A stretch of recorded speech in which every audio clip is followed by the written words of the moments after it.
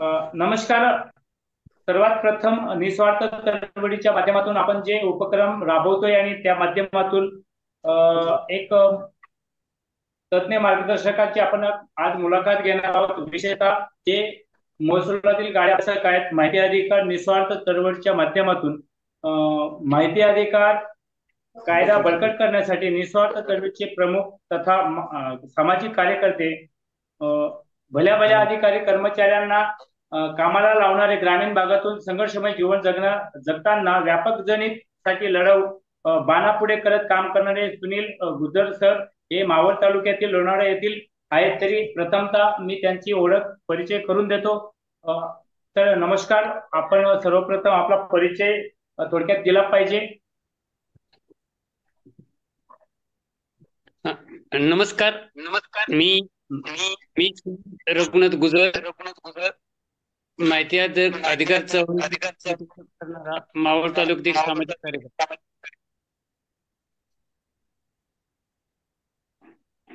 तर सर्वप्रथम आपण माहिती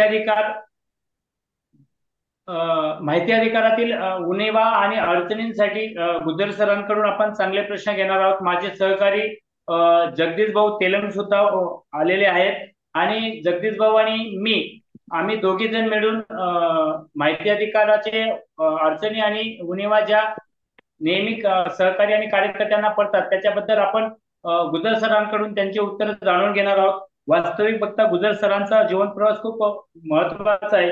ते ग्रामीण भागातून येत असताना सुद्धा भल्या भल्या अधिकाऱ्यांना आणि कर्मचाऱ्यांना कामाला लावलेले आहेत. मी सर्वप्रथम गुजर सरांना त्यांचा जीवन प्रवास माहिती अधिकारातील थोडक्यात त्यांनी मांडावा आणि नंतर आपण प्रश्नाला सुरुवात करणार आहोत. मी गुजर सरांना विनंती करेल की सर, आपण आपला परिचय आणि जीवन प्रवास, माहिती अधिकारातील जीवन प्रवास आपण सांगावा. मी एक सर्वसामान्य शेतकरी कुटुंबातील व्यक्ती आहे. परंतु मी माझी ओळख करून देत असताना पत्रकार राजेंद्र बोआसे, जगदीश तेलंगे, सोनटक्के सर, ॲडव्होकेट आणि सर्व आमचे चळवळीचे सर्व कार्यकर्ते यांना मी पहिला नमन करेन की या महाराष्ट्रामध्ये चळवळ सुरू करण्याच्या अगोदर माझ्या भोवतीने ज्या काही प्रसंगातून मला जावं लागलं त्या प्रसंगाचा मी थोडक्यात आपल्या याच ठिकाणी परिचय करून देतो. मी सर्वसामान्य महाराष्ट्रातील, पश्चिम महाराष्ट्रातील पुणे जिल्ह्यातील शेवटच्या टोकाला माझं पिंपळी गाव सह्याद्रीच्या कडा पठारामध्ये शहरापासून 7 किलोमीटर अंतरावर बसलेलो. परंतु या राज्यामध्ये भ्रष्टाचाराचा वाव फुटला, पेव फुटला आणि या पेव फुटल्या असता माझ्या जरा मनामध्ये संकल्पना आली की आपणही या देशाचं काहीतरी देणं लागतंय. म्हणून मी थोडं ग्रामपंचायतीपासून, तलाठी कार्यालयापासून अगदी जिल्हा कलेक्टर, SP ऑफिसापर्यंत पत्र व्यवहाराचा प्रयत्न केला. त्यामध्ये संघर्षातून जावं लागलं. भल्या भल्यांना न्याय देण्याचं काम केलं. याच्यामध्ये अगदी BSP कमांडो ऑफिस बसून मिलिटरी पर्यंत पत्र व्यवहार केले. एक गरीब कुटुंबात आणि शेतकरी कुटुंबात काम करता मला अनेक संकटाला तोंड द्यावं लागलं. पण मी संविधान मार्गाने, लोकशाही पद्धतीने पत्र व्यवहार करीत गेलो आणि अनेक संकटाला मी मात करीत पुढे गेलो. कारण वाचन आणि वाचलं तर वाचेल आणि वाचला तर जगेल या भावनेतून मी एक आजही पहिलं माझ्याकडे सगळं साक्षी पुरावा, कायदे असतील, संविधान असेल, तुम्ही आताही बघू शकता याच ठिकाणी जात असतो. मग त्या ठिकाणी कोणी असू, मला एवढंच कळतंय या जगामध्ये एकच भारी, तो म्हणजे कायदा. आणि कायद्याचा उपयोग करून कायद्याच्या मार्गाने मी संघर्षमय जीवन जगत असताना, जसं आपण एखाद्या ग्रामीण भागामध्ये खडतर रस्त्यानं बिनचप्पलचं चालवं, पायाला खडट वाचावं, काटेट असावं, असं मला माझ्या जीवनाच्या प्रसंगातून जावं लागलं. आता कुठं मी डांबरी रस्त्याला चाललोय तर त्यासाठी तुमच्या आमच्यासारखे जी आज चळवळ निर्माण झाली, या 36 जिल्ह्यातील 15 जिल्ह्यातील आपण कार्यकर्ते एकत्र आलो, ही सद्भावना ठेवून मी याच ठिकाणी आज तुमच्या समोर उपस्थित आहे. गुजर काका, हा सर.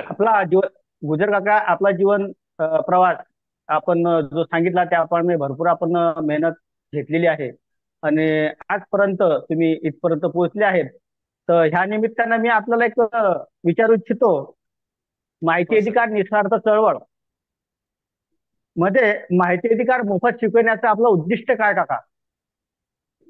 माझं उद्दिष्ट आहे ही माझी 12 कोटी जनता, या 12 कोटी जनते, या 12 कोटी जनतेला न्याय मिळावा, हक्क मिळावा, आणि हे 1950 साली संविधान भारताच्या स्वातंत्र्य करण्यात आलं, त्या दिवशी 75 दिन लागू आला. या प्रजेच्या सत्तेसाठी प्रजेच्या जनते आर्टिकल 19, 20, 21, 22 नुसार जगता आलं पाहिजे. हे माझ्या जनतेपर्यंत कळलं पाहिजे. जे कोणी भ्रष्टाचार करतात करू नये ह्या भावना माझ्या कल्पना आल्या आणि मी या माहिती अधिकारामध्ये पदार्पण केलं.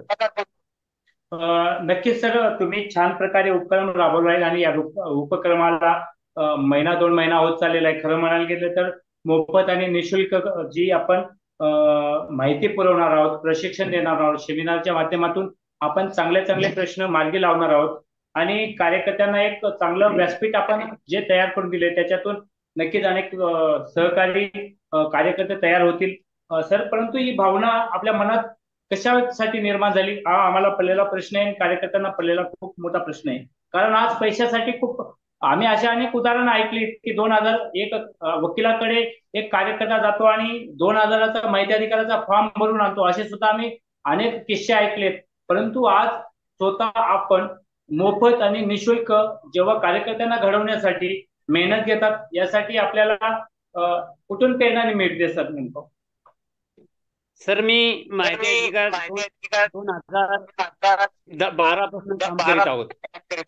मला जवळजवळ 13 वर्ष झाली. 13 वर्ष मी माहिती अधिकारात काम करत आहे.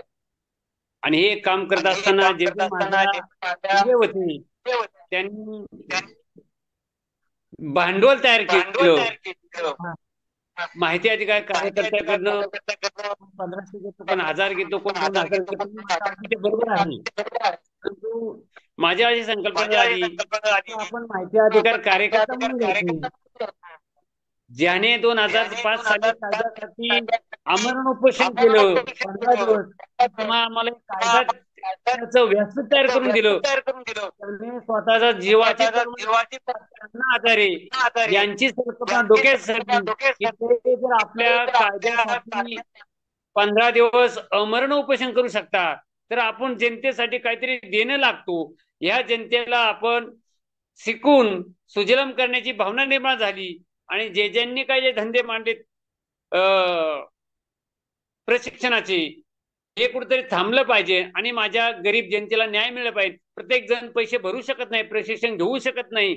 म्हणून निस्वार्थ चळवळच्या माध्यमातून या महाराष्ट्रातील 36 जिल्ह्यात मध्ये ही संकल्पना प्रेरण्याची संकल्पना आली आणि हे राबवण्याचे ध्येय धोरण तुमच्या आमच्या मार्गदर्शन करण्याची संकल्पना सुचली.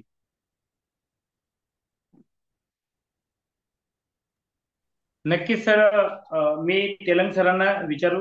मी पुढील सूत्र देतोय की तेलंग सरांचा एक खूप महत्वाचा प्रश्न आहे. तेलंग सर आपल्याला प्रश्न विचारतील सर आणि त्याच्याबद्दल आपण नक्कीच मार्गदर्शन करावं त्याबद्दल. नक्कीच. गुजर काका, नमस्कार.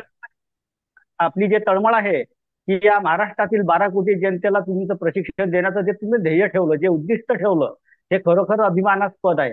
कारण आजकाल मोफत कुणीही शिकवत नाही. सर्वजण जे माहिती अधिकाराचं जे भांडवल केलं त्या भांडवलाच्या माध्यमातून तुमची जे तळमळ आहे की माझा कार्यकर्ता हा फुकट शिकावा आणि त्यानेही तुम्ही ज्या पद्धतीनं केसेस हँडल करता त्याप्रमाणे त्यांना पण शिकावं, हे तुमची जिद्द हे अभिमानास्पद आहे. तर या मुद्द्यातून काका तुमच्याकडे एक प्रश्न करतो मी. माहिती अधिकार कायद्या बरोबरच आपण महसूल कायदा 1966 ह्याचे कायद्या तज्ञ आहात. त्या निमित्तानं त्याबद्दल ह्या कायद्याचं ज्ञान आमच्या सामान्य जनतेला थोडं सांगाल अशी मी आपल्याकडून अपेक्षा करतो. सर, मी तेलंगे सरांनी खूप छान प्रश्न विचारला आणि तो प्रश्न आता प्रत्येकाच्या गावात, प्रत्येकाच्या घरात, प्रत्येकाच्या तालुक्यात, प्रत्येकाच्या जिल्ह्यात सतवतो, तो म्हणजे जमिनीचा. आणि जमिनीची नाळ ही महाराष्ट्र महसूल अधिनियम 1966 च्या कलमान्वये जोडलेली आहे. मग भाववाद वाद असतील, वारस नोंदीचा विषय असेल, तलाट्याने तुमचं नाव गाळला, वारस नोंदीला तुमच्या भावाने नाव गाळले असेल, एकुम्याची नोंद कमी करताना एकुम्याचीच वारस नोंद वडली असेल आणि एकुम्याच्या पोटातले नाव तसे ठेवले असेल, अपक शारा असताना फक्त अपक शारा असताना त्याच्या आईची वडिलांची सही आईची सही घेऊन पुढे विक्री केली असेल, तुमचं एखादा फेरफार पारित झाला तर 1 वर्षामध्ये त्याला महाराष्ट्र महसूल अधिनियम 1958 नुसार कशी तक्रार करायची, 155 कसा दाखल करायचा, ह्या पद्धतीनं माझी संकल्पना आली. जरी तुम्ही एखाद्या वकिलाकडे गेला आणि अपील दाखल करायचं असेल 247 अन्वये ते 1 लाख रुपये घेतात. मग माझ्या कारण मी प्रसंग बघितलेले आहे आणि मग माझ्या डोक्यात आली, कायद्यात कुठं अर्ध असं काय तुमची तरतूद नाही की तुम्ही वकील जावा म्हणून. तुम्ही सेक्शन 21 नुसार जर बघितलं तर तुम्हाला सर्व अर्ध न्यायिक न्यायालयामध्ये महाराष्ट्र शासनाचं एक जजमेंट आहे. त्या जजमेंटच्या अनुषंगानं आपण स्वतः अपील दाखल करू शकतो. पण त्यासाठी जर महाराष्ट्र महसूल अधिनियम 1966 कायदा जर तुम्ही वाचला, की संचिका जर वाचली तर त्याच्यात तुम्हाला अगदी सोपं आहे, काही अवघड नाही. पहिल्यांदा करवतखन काढायला अवघड जातं, पण जेव्हा करवतखन येतं तेव्हा काना मात्रा यालांटी उकार अंश द्यायला तुम्हाला काहीही अवघड जात नाही. मला असं म्हणायचंय की महसूलमध्ये खूप लूट चालू आहे. साधं 155 दाखल करायचे 30,000 रुपये घेतात. मी 30 पैसे न करता निकाल घेतो. कालच 2 सुनावण्या करून आलो. म्हणजे माझा नागरिक सुज्ञान आणि यासाठी माझी भावना आहे की महसूलमधील कायद्याचं प्रशिक्षण, माहिती अधिकाराचं प्रशिक्षण, अपील कसं करायचं, अपील फेटाळल्यानंतर सेकंड अपील मध्ये कसं जायचं अप्पर जिल्हा अधिकाऱ्याकडं, अप्पर जिल्ह्याने फेटाळलं विभागीय आयुक्त कसं जायचं, विभागीय आयुक्तांनी फेटाळलं मंत्रालयात कसं जायचं, यावर माझा अभ्यास चालू आहे. माझा कुठलाही शेतकरी यापासून वंचित नाही राहिला, माझा प्रत्येक कार्यकर्ता शिकला पाहिजे, ही माझी भावना आहे. तुम्ही छान प्रकारे आम्हाला मार्गदर्शन करत आहात, त्याबद्दल नक्कीच आम्हाला आनंद वाटेल आणि अनेक कार्यकर्त्यांना सुद्धा याच्यात फायदा देखील होईल. सर, माहिती अधिकार कायदा 2005 आला, त्याच्यापूर्वी पण असे काही चांगले कायदे होते की ज्याच्यातून माहिती मिळवत होते. आजही जर अभिलेखात आपण महसुलातली गोष्ट आपण सांगितली सर, महसुलात साधा अर्ज केला, 5 रुपयाचं तिकीट लावलं तरी आपल्याला 7 दिवसात माहिती मिळते. मग अशी माहिती आपण इतर कार्यालयात पण देऊ शकतो का? किंवा 30 दिवसात माहिती नाही मिळाली तर पुढे आपण कशा प्रकारे अपिलात जाऊन माहिती प्राप्त करू शकतो, याच्याबद्दल आपलं मत आणि मार्गदर्शन करा. कायद्यामध्ये शासन परिपत्रकानुसार आपला देश हा संविधान मार्गाने चालतो आणि संविधान हे कागद आणि पेनच्या माध्यमातून चालतं. कुठल्याही कार्यालयात जायचं, माहिती मागायची म्हटलं तर त्याला अर्ज करणं बंधनकारक आहे. कारण कायदा सांगतो, मी सांगत नाही, हे संविधान सांगतं. आणि कुठल्याही कार्यालयामध्ये अर्ज दिल्यानंतर 7 दिवसांमध्ये माहिती त्या कर्मचाऱ्याला किंवा त्या शेतकऱ्याला, त्या अर्जदाराला देणं बंधनकारक आहे. परंतु काय होते की काही जर माहिती दिशाभूल करणारी असेल, ही लोक देत नाही शासकीय अधिकारी. मग त्यासाठी आपला माहिती अधिकार वापरायला लागतो. पण माहिती अधिकाराच्या पलीकडे एक कायदा, तो सीआरपीसी कायदा, थोडा कलमात बदल झाली, पण तो कायदा महत्वाचा आहे. हे जनतेला माहित नाही. जनतेला अर्ज दिल्यावर माहिती नाही दिल्यावर लोक गप्प बसतात. ते रेकॉर्ड विभाग तुम्हाला हे देतं, लिखित देतं की आमच्या कार्यालयामध्ये हा कागद उपलब्ध नाही. अरे बाबा, अभिलेख जतन कायदा कलम 7, 8, 9 काय म्हणतोय? अभिलेख जतन कायदा 2006 तो काय म्हणतोय? शासनाची 6 गट्टे पद्धत आहे. त्या 6 गट्टे पद्धतीमध्ये कुठला कागद किती वर्ष जतन करून ठेवायचा त्याची नियमावली आहे.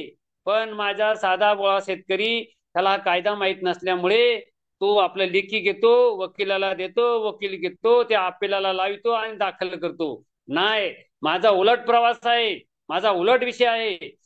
तो कागद जर नाही मिळाला तर सीआरपी 166, 188 नुसार तुम्ही त्यांच्या वरिष्ठाकडे तक्रार करा.